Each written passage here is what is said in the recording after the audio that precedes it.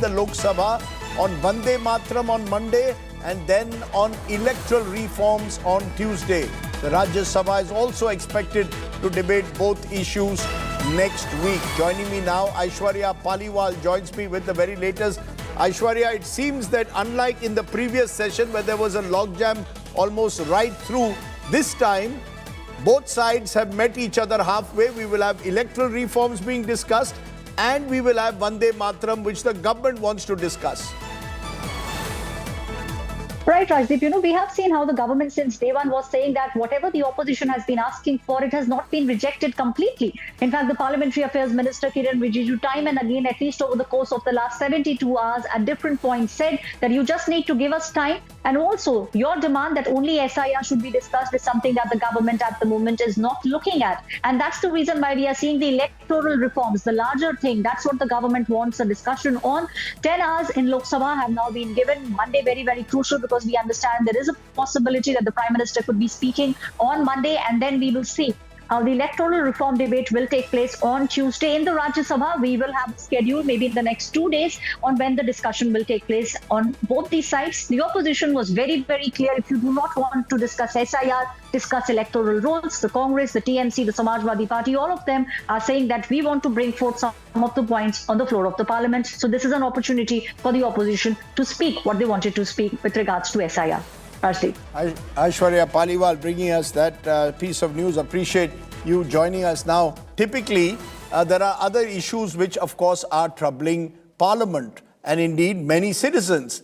The latest flashpoint between the government and the opposition is over an app, Sanchar Saathi, an app which the government order yesterday said would have to be preloaded on every mobile phone now acquired in India. The government says this was critical to ensure complete cyber security.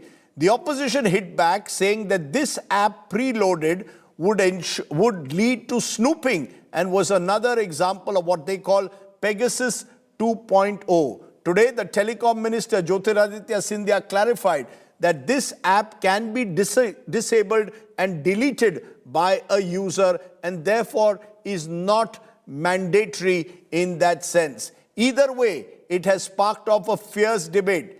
Are apps that the government insists must be used also an opportunity for the government to get personal data and violate the right to privacy? That's going to be the crucial debate we'll have today. But first, take a look at the story. Empowering. Get ready. Your smartphone is about to get a new companion, the Sanchar Saathi app. The Indian government has directed all phone makers in India to pre-install this app on every new device sold. Companies are also urged to push the app to older phones through software updates. As per the government's directive, phone companies must ensure the app is pre-installed, easily visible and accessible from the very first moment you turn on your device. The mobile manufacturers must ensure the app's functionalities are not disabled or restricted. And there's a tight deadline. 90 days for installation with a compliance report due in 120 days from giants like Apple, Samsung and Vivo. Reuters, citing sources in Apple, said that Apple will not bow to the diktat and will not preload its phones with the app. Apple is said to be planning to convey its concerns directly to New Delhi. The government says that this is about protecting users from telecom fraud, duplicate IMEIs and cyber threats. According to the government, the Sanchar Saathi app allows users to block lost or stolen phones, verify if a device is genuine, and also see all mobile numbers linked to their ID. But there's a catch. The app requires access to camera, call logs, phone status, SMS, and notifications, sparking privacy concerns. Congress and allies slammed the move, calling it a potential snooping tool and warning it could compromise citizens' privacy. It's a very fine line between fraud is easy to report and we can see everything that every citizen of India is doing on their phone. So that's not how it should work. There should be an effective system to report fraud, and we've discussed this at great lengths on cyber security and this and that, and definitely there's a need for cyber security, but that doesn't mean that it gives you an excuse to go into every citizen's telephone. The government clarified that the app can be uninstalled. Communications Minister Jyotiraditya Scindia assured users there's no compulsion to keep it. कोई mandatory नहीं है। आप अगर register नहीं करना चाहते हो, मतलब कि उदाहरण के तौर पे इस ऐप का उपयोग नहीं करना चाहते हो, तो रजिस्टर मत करो, वो डोरमेंट रहेगा। डिलीट करना है तो डिलीट कर लो। पर क्या हो, एक मिनट, पर हर व्यक्ति को देश में नहीं मालूम कि मुझे फ्रॉड से प्रोटेक्ट करने के लिए, मुझे चोरी से प्रोटेक्ट करने के लिए ये ऐप है, तो हर व्यक्ति तक ये ऐप पहुंचाना हमारी जिम्मेदारी है। So the question remains, is Sanchar Saathi a smart security buddy or a digital watchdog? Bureau Report, India Today.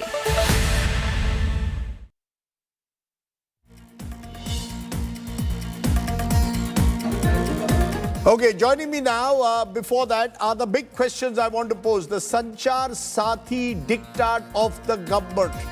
Is it a violation of privacy or not? Is this app going to be a cyber shield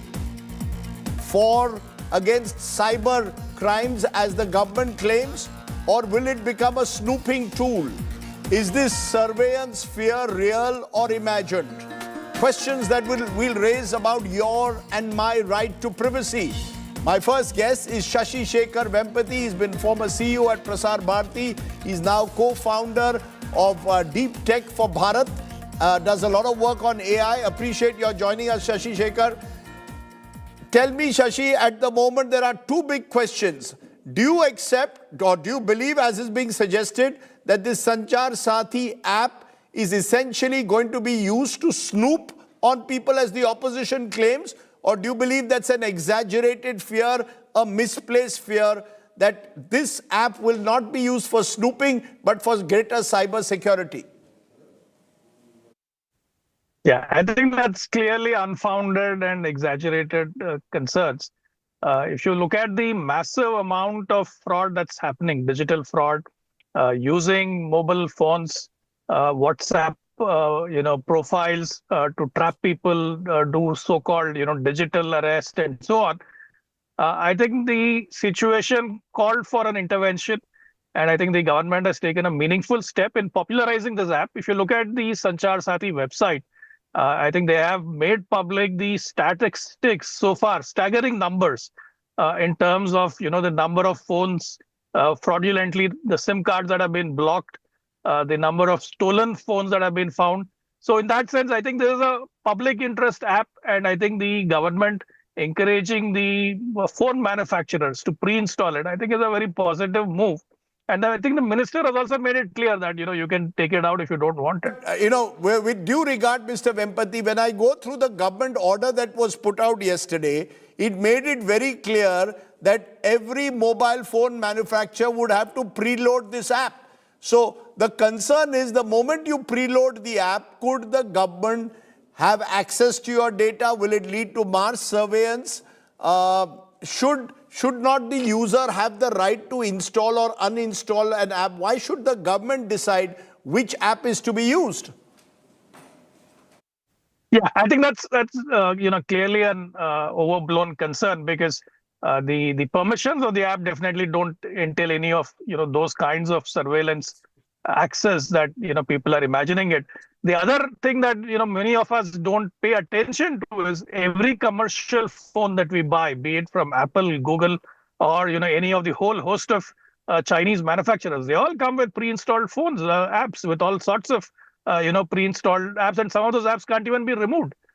So in that sense, I think while we very unwittingly have adopted all of those apps, I think when the government has taken a progressive step to create awareness about cybersecurity and cyber fraud, especially because mobile phones today in India are being used heavily for payments through UPI, for Aadhaar verification and so on.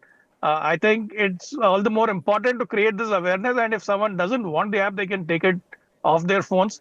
But by making it pre-installed, you're lowering the barrier to adoption, right? Otherwise, most of the time, we are not even aware of what avenues are there for grievance redressal or for filing cyber complaints and so on. I think this kind of lowers that barrier, makes it easily accessible to a lot of people.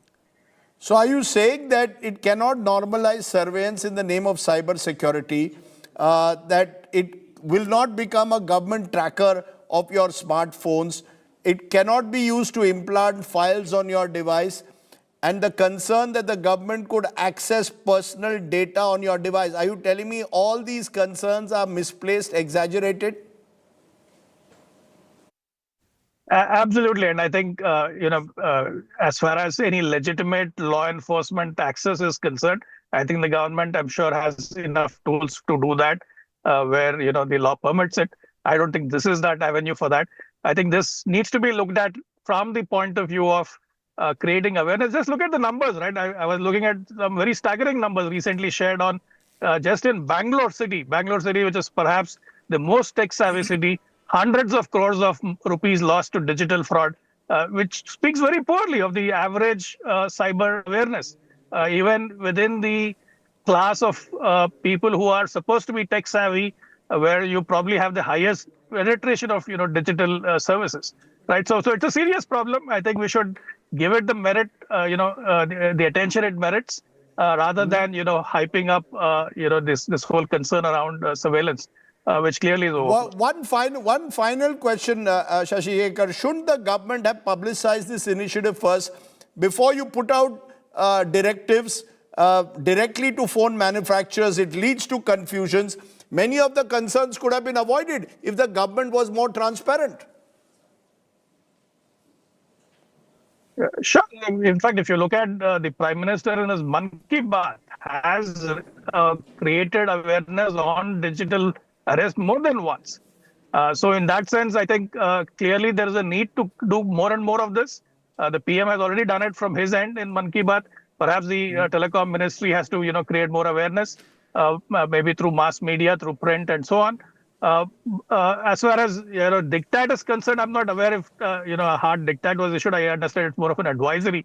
But nevertheless, I think that nothing in India can ever be less of communication. I think we need to do more of communication, especially on issues of this nature, just because of the fact that even the most digital savvy individuals can very easily fall prey to these sorts of cyber frauds. Okay, let me widen this debate at this moment. Joining me now, Brijesh Singh, Principal Secretary, Government of Maharashtra, someone who's been an advocate for cyber security. Apar Gupta, lawyer and founder, Internet Freedom. NS Napinai, advocate at the Supreme Court. I appreciate all three of you joining us. You've just heard Apar Gupta, what Shashi Shekhar Vempati has to say. He said the fears are exaggerated. Now, you've been among those who've raised this issue of privacy. Can you tell me whether you believe the fact that the minister is also now saying that the app can be uninstalled? He's even seemingly suggesting it's not mandatory. How do you respond to that? Do you believe this is backtracking, or do you believe that the fears were exaggerated in the first instance? Thank you so much, Rajdeep, for having me on your show and this debate. I think all of us will benefit from a higher level of clarity if the government itself discloses the full text of the direction, which is now being carried by several people on Twitter. So, unfortunately, even till now, the Department of Telecommunications has not officially released the full text of the directions which have been issued to phone manufacturers under the cybersecurity telecom rules of 2024. This is dated, as per my information, November 21st, 2025. So it's been some days since this direction has been issued. Now, secondly, I think so, given this lack of transparency, this secrecy which is there, what we are going by off the record comments and ministerial statements. But what will actually have force and will require compliance will be the text of this direction. And here it becomes important also to go back to the Reuters report, which is also quoting and has sources from the Department of Telecom. Its explainer today actually says that not only will this be rolled out for devices which are manufactured, and I'm quoting now from their article, an industry source with direct knowledge of the situation said software updates would eventually roll out to the app to existing phone users, meaning it could reach more than 735 million people. And it also says that the manufacturers must ensure that users cannot disable or restrict the app's features. Now, this is why I think so. There needs to be transparency. There needs to be a public disclosure of the full text of this notification. Secondly, when we come to the actual substance of these fears, let's take a step back. This is the government requiring your smartphone to have an app pre-installed by the use of a regulatory power. How it has exercised this regulatory power is admittedly not there in the public domain. Now, what is the issue is that the app may be updated over a period of time. Its functionality may be changed over a period of time. We do not know under which law is it clearly doing it. What are the features of the application? And it is being a direct communication between the government and a device manufacturer or a large Silicon Valley corporation. This is why people are agitated. This is why there is a legitimate question which is being posed. Is my privacy being compromised? Even if the app may not gather my photos, my videos, and my texts today and scan my smartphone today, will there be any law preventing that it cannot do so in future? Okay, let me bring in Brajesh Singh, because Brajesh, I have what appears to be the text of the order. Section 7 seems to make it very clear that this is a directive, which effectively means that you will have to preload this app. There is some confusion over whether you can uninstall it. The minister says you can uninstall it. But either way, the lack of clarity means that there is a sense that people have of a fear, or those at least privacy advocates, that it can violate privacy. Do you believe those are fears that should have been addressed more conclusively before a directive is issued? Rajdeep, imagined malice is a bad faith argument. So if you imagine malice, you should give proof for that. And in fact, one should be thankful to the government that it is addressing a problem head on. And for concerns, let me say that government itself is also bound by the Personal Data Protection Act, which requires data minimization and justification for what you are collecting data for, and so on and so forth. Now, if you look at the app functionalities, first of all, it's not compulsory for you to use. It would come pre-installed on your phone, and it's going to do various things. It's going to allow you to block lost of stolen mobile. It's going to allow how many other SIM connections are there on your name. It's going to allow you to verify, device authenticity, and it's going to allow you to report fraud in real time. Today, the problem is that you are not able to report fraud in real time, and that's why you have all these digital arrests to other scams. And there are, crores and 1,000 crores of rupees are lost from innocent citizens. So I feel that it's a welcome step. It's like an antivirus, right? If you don't want to use it, you can simply delete the app or not activate it. If you don't activate it, it's not going to be activated. Secondly, it has very limited functionalities. In fact, after I got a call for this debate, I checked the permissions of the app. It's very limited functionalities and taking very limited information. Secondly, in a democracy, a government functions on trust. And if there is a requirement for any information, there is a procedure mandated by law where there is proportionality, necessity, and transparency. And there's a due process of law. But with due regard, sir, with due regard, on your last point of trust, you see, as we've seen in the past, there is a fear that government does play the role of big brother. There was snooping during Pegasus. The government may have denied it, but there was enough evidence and more to suggest it had happened. So trust has to be on both sides, right? Government has to earn the trust of citizens. If there are previous, and across the world, this is not just an Indian problem, but it's magnified in India because there is a lack of transparency. That's why when directives like this are issued, there should be greater clarity, Brajesh ji. Rajdeep, in fact, I handle the Department of Information and Public Relations, and last 1 month I have had many visits from Telecom department who has been wanting to promote Sanchar Saathi and, tell people about its functionality. So I've had people visiting from that department asking this information to be given in local language to people of Maharashtra. So there have been efforts from the government. I agree that there can be more transparency, there can be more information which can be given, but there have been very clear efforts from the Telecom department to give information to people. You know, NS Napina, you're an advocate, Supreme Court. An interesting argument is made that when we install foreign apps, whether they are Chinese, whether they are US apps, there is no outrage. But the moment an Indian government app is preloaded on your mobile phone, there is a sense that something could go dreadfully wrong. Are we misjudging, mistrusting the government way too much? Why not? There are those who are using the Sanchar Saathi app who have said it's very useful in terms of detecting potential cyber fraud or indeed recovering your phones. Rajdeep, it's very interesting to listen to all the hyper simplistic arguments that are being put forth. First and foremost, when we are talking about apps from corporate entities, that is clearly on a different footing from a government app. You can move codes for antitrust. You can delete those apps. You can ask for remedies in terms of corporate surveillance, etc. But what we are talking about here is not about statutory rights. We are talking about fundamental rights. And that is something that a government cannot violate, period. The government is not on par with the corporate entities. They stand on a different footing, including with respect to the responsibility to the citizens of India. And that is that they will not violate our fundamental rights. No, but is there a possibility, therefore, when a corporate preloads an app, you're saying the right to privacy is not violated, but when the government does so, it is a fundamental violation of your right to privacy?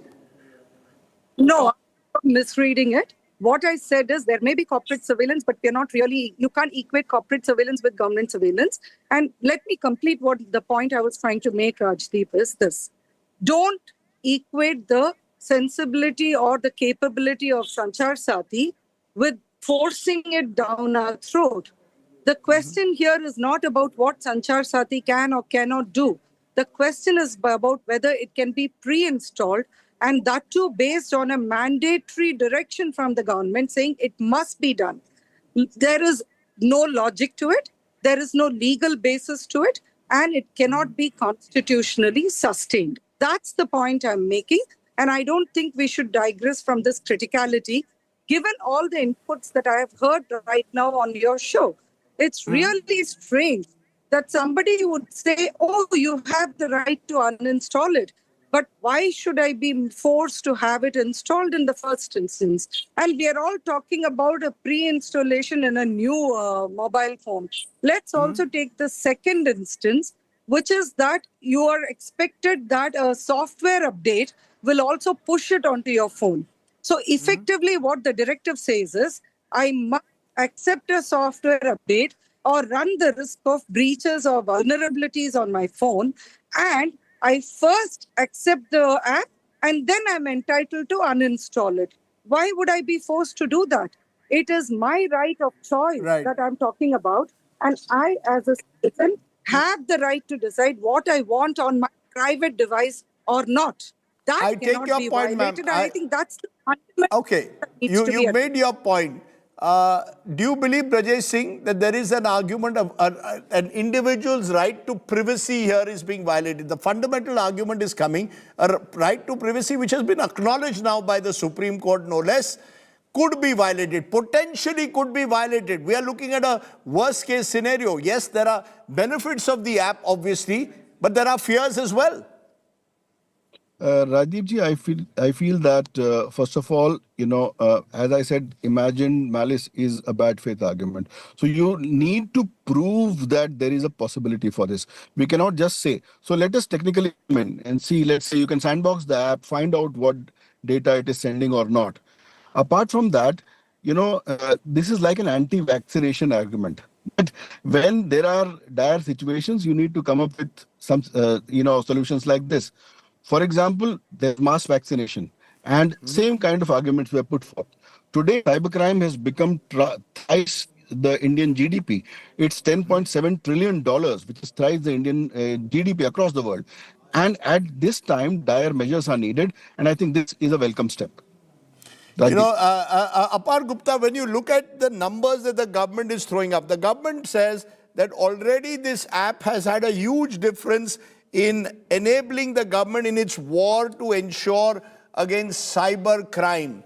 They've thrown up numbers saying that since the app was launched in January 2025, it has recovered more than 700,000 lost phones. More than over 20 crore people have used the portal. About 1.4 crore people have downloaded the app. How do you respond to those who are saying that the app so far has shown that has shown results according to the government? So the first thing we should recognize is that those numbers are not only due to the app, but also due to the website. Sanchar Saathi exists primarily as a website, so it does not even need to be installed on your smartphone for you to report the loss of a mobile or to just avail the other features which are present within it. As an app also, if these numbers exist, then it points as to a high level of adoption and confidence amongst Indians, thereby not requiring this level of coercion. Now, the stated aim, which is of curbing and improving telecom security, according to me, is on its face a legitimate state aim.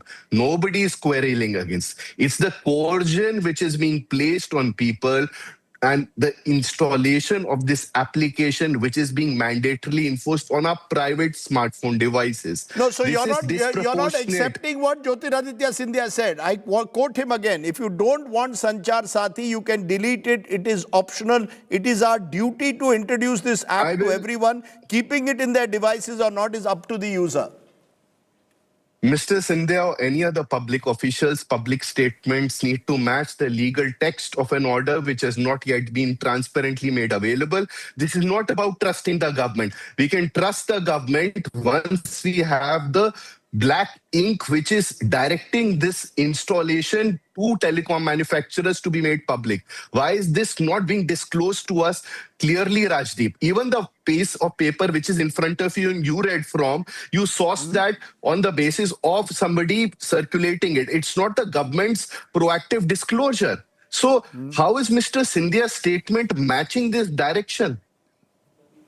You know, there is obviously therefore some concerns, but in conclusion, NS Naminai, do you believe therefore that if this app is installed, you are convinced that the act itself of preloading the app by the government is unconstitutional? Am I correct? And a violation of the right to privacy, irrespective of its benefits? Absolutely right. Absolutely right. I think the government should look at a more benevolent or an easier way of ensuring that there is awareness about this facility, which users can avail of if they believe that they need it.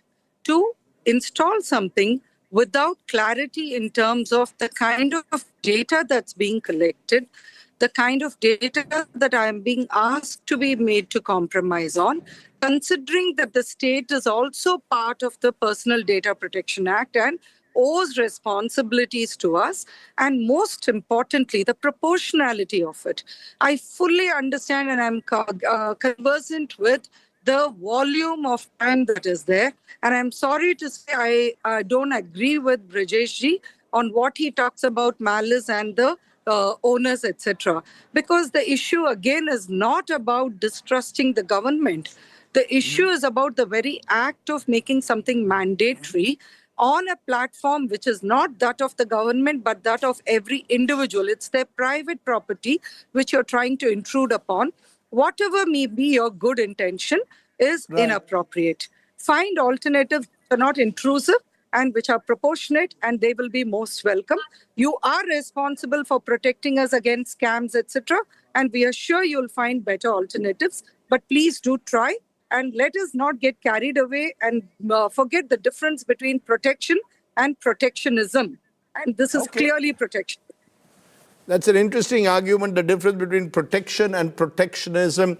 Is the state playing big brother once again, or are we unfairly questioning the motives of the state? Let's leave it there. I appreciate my guest joining us on a major issue of public concern, and I want to turn from that to another issue of public concern, which is the capital's pollution woes, and indeed pollution woes across the country this winter, that in several parts show no signs of easing. A latest analysis has shown that the national capital's toxic air is actually of its own making and cannot be attributed, as it often is, to stubble burning. A new analysis by India's leading environmental NGO, the Centre for Science and Environment, has revealed that the biggest contributions to Delhi's air pollution are vehicular emissions, not stubble fires this year. The think tank's report highlights that despite farm fires being at a multi-year low, the capital's air still remains in the very poor or even severe category.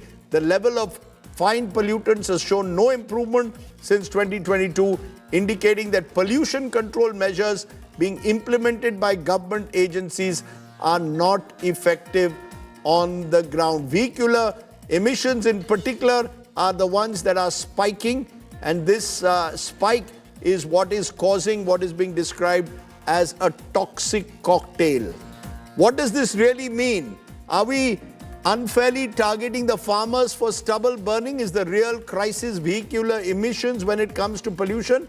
Sunita Narayan, Director CSE, which has authored that report, joins me. Sunita, it's been widely believed even in the past that vehicular emissions account for about 40% of pollution. Are you saying that could be an even higher number? And stubble burning was seen to account for about 17%. Is that even less if I were to put it in percentage terms? So Rajdeep, that's not the percentage. The fact is stubble burning was never on an average 17%. In this season. Yeah. In this season, it tips us over. And broadly, what we have understood is there are certain days of winter when in the past, when the stubble burning could have contributed up to 25 to 30%, and on an average, as you said, it could be up to 17% in this 1 month of stubble burning period. What we have found this year, and that should both worry us, but also it gives us a sense of there is one less thing to worry about, which is the farm fire, which we were not being able to combat, is that this year, the pollution from farm fires, partly also because, Rajdeep, as you know, Punjab has been under flood. There has been huge damage to the crop. And as a result of it, the farm fire contribution to Delhi, according to government's own data, we have only analyzed the data from the Ministry of Earth Sciences. So this is not our data. Their own data shows that on an average, it has been less than 5%. And only on 2 days did it go up to about 15%. The rest, but the worry part of it is that pollution remained very high, and you have done shows on it. We have suffered it. We cannot breathe in Delhi today, and the entire period pollution has remained high. Now, this tells us that winter is bad, weather turns adverse, we know. The sources of pollution remain the same, and between vehicles, between industrial pollution, between waste burning, these are local sources, and we need to deal with them fast at an emergency level and at scale. The problem today is the lack of scale. It is not about not knowing the source. It is about the scale of action that is needed. So let's focus on that. On one of the critical areas that your report points out, vehicular pollution, which suggests that therefore the air quality remains bad right around the year, certainly higher than it acceptable because of vehicular pollution along with dust. How do you tackle that on scale? So what our report also shows us that there is a direct correlation between congestion, between pollution, between vehicular movement, and particularly NO2 levels, nitrogen dioxide levels, which are also very elevated. We also find that carbon monoxide levels are very high. Now, this means that we need to deal with vehicular pollution, and we need to make different categories of it. So how do vehicles pollute? Vehicles pollute by by the kilometers they travel and by the emission standards that are there. Now, if you look at private cars, we are adding 500 new cars into Delhi a day. Now, this is data for Delhi registration only. If you take all of NCR, it would be much higher. We're adding 1,500 new two-wheelers a day. Now, it's not possible to say people should get off their cars, get off their two-wheelers when we don't have adequate public transport. So you need to upscale public transport at a scale that we have never seen. But we need clean public transport. If you remember, Rajdeep, you were very much doing shows at that time when we moved towards CNG in Delhi. We moved all buses, all diesel buses in 1 year to compressed natural gas. We moved all auto rickshaws to compressed natural gas. The scale of it, 100,000 vehicles moved to CNG. That's the scaling we need. Now, if we are talking about public transport, we need to be able to scale it at that level. Today, we are adding a few electric buses, which is great, but ridership in buses is going down. Because there is so much congestion on the road that buses are stuck in traffic, they've become unreliable, they have breakdowns, and as a result of it, ridership is down. So that's one big part of the agenda. And every time it gets put off saying, oh, this is a long-term agenda. But it's time we started a real solid upgradation of public transport. But over and above that, we need two other parts of that agenda. We need trucks, which are really old trucks. We need to make sure that we can move them to better quality trucks today, because BS6 trucks today are much lower in terms of emissions. But you cannot do this one or two. You need a scheme like CNG when you replaced all auto rickshaws. You need to incentivize this scrappage program. Then you need your autos, your taxis, which travel the maximum kilometers, 200 kilometers a day, to completely electrify. But again, you need to do that super fast, not one here, one there. You need to do it.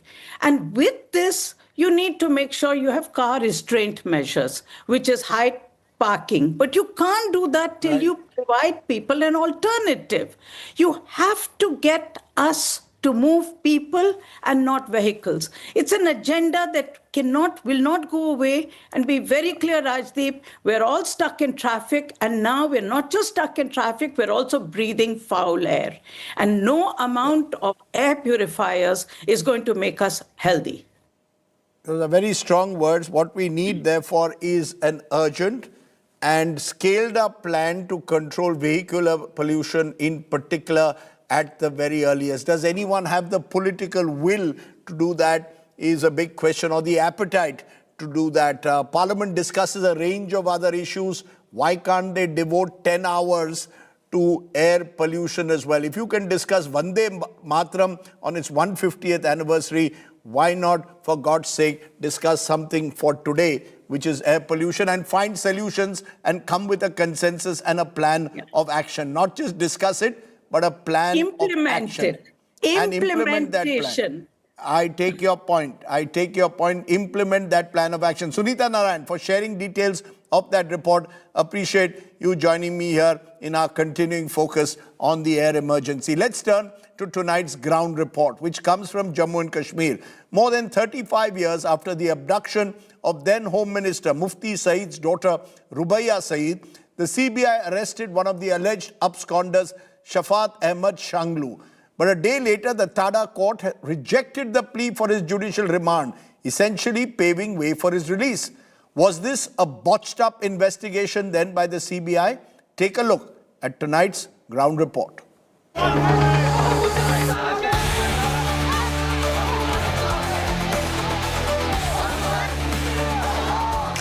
Over 35 years after Rubaiya Saeed's kidnap, the CBI has announced the arrest of Shafat Ahmad Shanglu. In a press release on Monday, the central agency claimed that it had taken Shanglu into custody in the case. The CBI called Shanglu an absconder and added that there was a reward of 10 lakh rupees against him. It claimed that Shanglu had conspired with JKLF founder Yasin Malik to abduct Rubaiya Saeed, the daughter of then Home Minister Mufti Muhammad Saeed. On Tuesday, the CBI produced Shanglu in a court in Jammu, which released him, rejecting that agency's demand for custody. Shanglu's lawyer claims that the suspect was already cleared with investigators and he was never absconding. Chargesheet इस case में दायर हुई है, उसमें इनका नाम है? नाम तो है, लेकिन वो मतलब नाम से क्या होता है कि उसका नाम तो था उसमें, चार्जशीट में ओब्वियसली उसका नाम था, लेकिन आयोग ने उसका बेनिफिट दिया था कि उनके खिलाफ कोई शहादत मौसूल नहीं हुई थी during investigation of the case. That is the reason he has been set free. CBI का ये दावा था कि the person who has been set free by this honourable court कि ये एब्सकॉन्ड कर रहा था कोई 30-35 साल से, लेकिन ऐसा कुछ नहीं था. Coming out of the courtroom, Shanglu reiterated that he was not on the run. मुझे अरेस्ट नहीं किया, मैं खुद गया उनके पास. कहाँ पर? श्रीनगर में. निशा ने बुलाया मुझे निशा थाने से फोन आया और मैं गया और उन्होंने कहा कोई केस है, मैं उनके साथ कोऑपरेट किया. सीबीआई का दावा है 35 साल से एब्सकॉन्डिंग. नहीं, मैं कहाँ पर. I was very much here. Yasir Malik को जानते हैं आप? मैं नहीं जानता हूँ. 1989 में जब किडनैपिंग हुई थी तब आप क्या करते थे? तब मैं बिजनेस करता था. मेरा फुटवेयर का बिजनेस था, मेरा कारपेट का बिजनेस था. Shanglu was at the passport office in Srinagar for passport renewal on Monday when he got a call from the police station in Nishat. The police handed him over to the CBI team when he reached there. It's been no less than an emotional roller coaster for the Shanglu family. Last 24 hours, things have changed quite, in fact, at a drastic rate. In fact, I am right now outside one of his shops. This is a shop that is owned by Shafat Ahmed Shanglu. Though the shop remains shut, in fact has been shut for quite some time now, since he's into a travel business and frequently travels to Dubai, if family is to be believed. He was picked up by the CBI from a police station Nishat. Rubaiya Saeed, daughter of Mufti Saeed, was kidnapped in 1989. The VP Singh government had released 5 terrorists from jail to secure Rubaiya's release. JKLF chief